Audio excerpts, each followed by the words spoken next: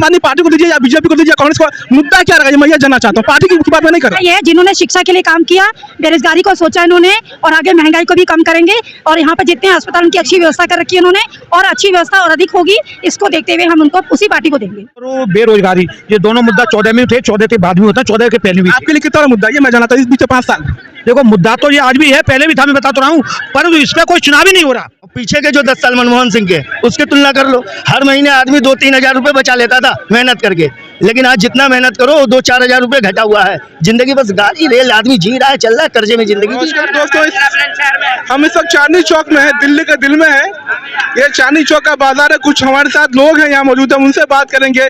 इस चुनाव में, जो लोकसभा का चुनाव जो 5 साल में एक बार आता है, उसमें महंगाई और बेरोजगारी कितना बड़ा मुद्दा है। आम लोगों के, जो आम लोग के घर में चूल्हा जलता है, उनके घरों में कितना बड़ा मुद्दा है। क्या नाम है आपका सर? महंगाई पूछा मत यार, सबसे बड़ा मुद्दा तो महंगाई है।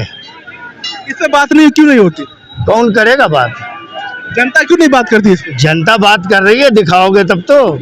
तुम लोग भक्ति में चूर। क्या लग रहा है कि चुनाव में ये जो महंगाई का मुद्दा, बड़ा मुद्दा क्यों नहीं बन पा रहा? ये बड़ा मुद्दा है, बड़ा मुद्दा बना हुआ है, लेकिन ये मीडिया वालों की गलती है। जो हमारा मेन स्ट्रीम मीडिया है, जो नेशनल मीडिया है ना, वो किसको दिखाएगा? अमिताभ बच्चन को दिखाएगा, हेमा मालिनी को दिखाएगा, राहुल को दिखाएगा, प्रधानमंत्री को दिखाएगा, गरीब जनता को थोड़ी दिखाएगा। गरीबों के पास वो जाता है कभी?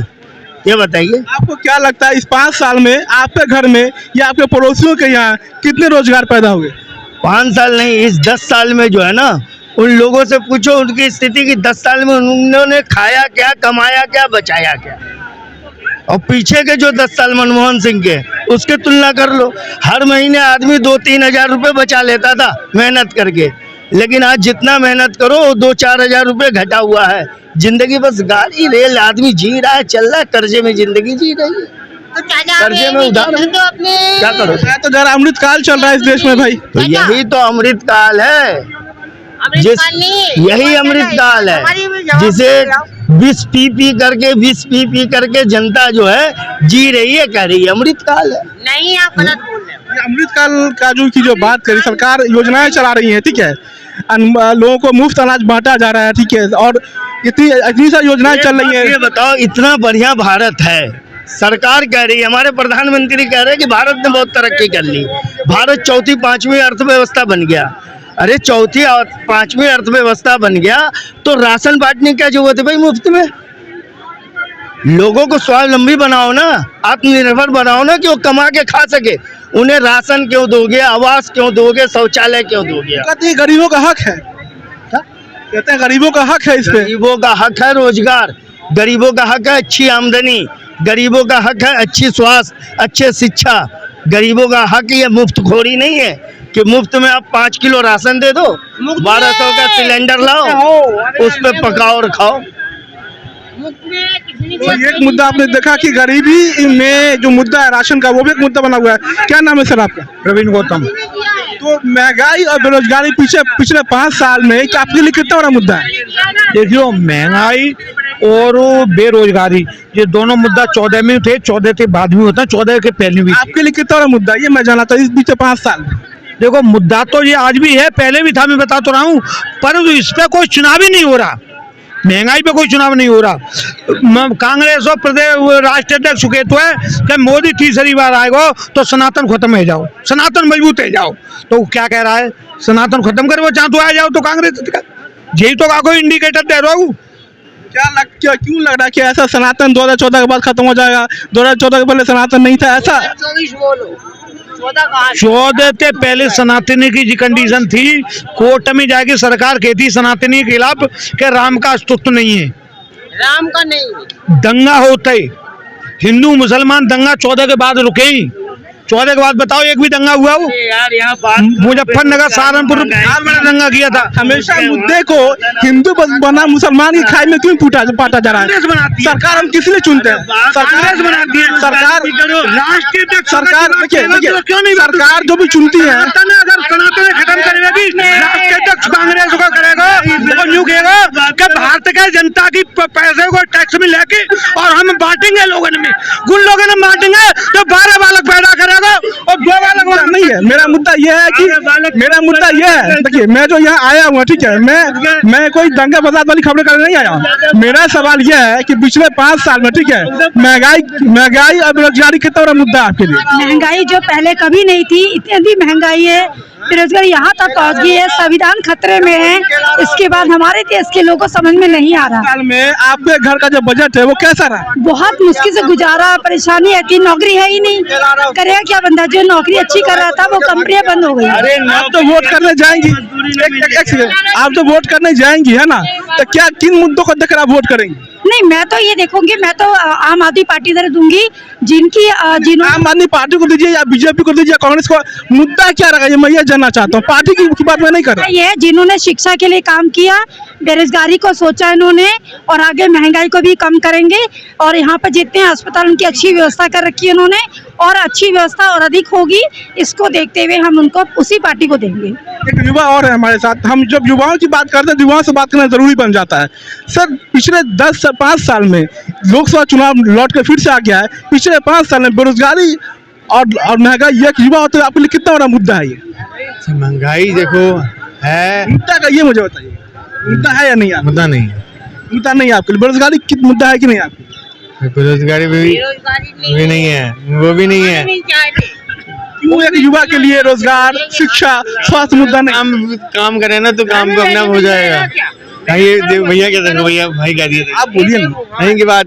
अंकल, अगर मैं नहीं से जान लेता हूँ सर, एक आम नागरिक के तौर पर, ठीक है, मैं ये जानना चाहता हूँ कि जो हिंदुस्तान जो वोटर है जो हमारा देश का, ठीक है, पिछले 5 साल में एक बार वोट करता है लोकसभा चुनाव में, उसके लिए बेरोजगारी और महंगाई कितना बड़ा मुद्दा है आम आदमी के तौर पे? देखो साहब, ऐसा है, बेरोजगारी और महंगाई ऐसा है, हम नेता से पूछ के पब्लिक पैदा नहीं होती यहाँ पे हिंदुस्तान में, मजे के लिए पैदा होती है। 1 अरब 40 करोड़ है पब्लिक यहाँ की, वो क्या नेताओं से पूछ के या मोदी से पूछ के पैदा हुई है? बात समझो आप, उस वक्त तो नहीं जाते। आज मैं पैदा कर रहा हूँ तो मैं अपने दम पे करूँगा ना, मोदी जी से पूछूंगा कि मैं बच्चे पैदा करूँ नहीं करूँ? मोदी जी पालना मेरी जिम्मेदारी, अगर मैं संभाल सकता हूँ मैं मेरे बच्चे पैदा करूँ, मैं मना करूँ? इसमें सिंपल सी बात है यार। एक बात तो मैं जो पैदा करेंगे हम और डालेंगे अगले सर पे, ये कहाँ की बात है? टैक्स तो जाता है, मुझे टैक्स तो जाता है। कौन है भाई साहब? बेरोजगार कौन है? हमारे सब मुसलमान भाई रोजगार है। और बोलो, बेरोजगार मैं ज्यादा पड़ गया इसलिए बेरोजगार हूँ? क्यों भाई, और बतेरे काम है इसमें पूरे के अंदर सारे में। आप जाके देखो सब कमा रहे हैं, कोई भी खाली नहीं है। तो आप कहीं भी जाके देखो, ये चांदनी चौक की बात कर रहा हूँ मैं, ऐसी कोई बात नहीं। अगर मेहनत करने वाला आदमी तो कमाएगा। मुद्दा नहीं है आपके लिए? मेरी उम्मीद जो मैं कहूँ भाई साहब, आप मेरे को एमएलए बना दो या पायलट बना दो, कहाँ से बनेंगे यार? कमाल कर रहे हैं आप। मैंने ये बताइए सर कि कोई मैं एक आम तौर से जानना चाहता हूँ, कोई मेरे को नहीं पता, लेकिन आप रोजगार है ना आपके हाथ में। 40 चपरासी का पद है, इसमें 40 सीटें हैं, ठीक है, और उसके लिए 5 लाख लोग अगर अगर 5 लाख लोग अगर उसके लिए एप्लीकेशन भरते हैं तो मुद्दा क्यों नहीं होना चाहिए युवाओं के लिए? क्यों होना चाहिए मुद्दा? एक बात बताओ, 1 अरब 40 अरब, हम वहाँ पे तो कहीं प्रतिबंध नहीं लगा रहे भाई। आज यार एक बात समझो कि अनाज दे योगी जी दे, मोदी जी दे, यार कमाल कर रहे हो। आप क्या कर रहे हो? हम उस पर एहसान कर रहे हैं यार। देश हमारा भी तो है, जितना उनका उतना ही हमारा। हम भी तो कुछ करें यार। हम कुछ करेंगे नहीं, हम सारा उसको डालेंगे। ऐसा नहीं होता भाई साहब, खुद भी करें कुछ। मैं आपको पहले तो बोला था 2 करोड़ रोजगार का मुद्दा था, तो ये बात क्यों कहा? अभी कांग्रेस ने घोषणा करी 30 लाख, क्या 30 लाख में पूरा देश है क्या? तो क्या घोषणा क्या आसमान में आग बंद करके की जाती है? घोषणा आग बंद करके की जाती है? नहीं, कहाँ करी है? किसने करी है घोषणा? कितने करोड़ की बोल रहे हैं? मैनिफेस्टो में जो कहा कि 2014 में अगर 2 करोड़ के रोजगार का उन्होंने वादा जो किया, नहीं, ऐसी कोई बात नहीं है, ऐसी बात नहीं है। मैनिफेस्टो में 15 लाख नहीं थे, स्टार्टर चल रहा है, वो तो 15 लाख भी थे मैनिफेस्टो में। तो मैनिफेस्टो में क्या होगा? ये नेता साले पूरे करते का मतलब काम। भाई साहब 15 लाख भी आ गए हमारे तो। हाँ, ये पागल बना दे लोगों को।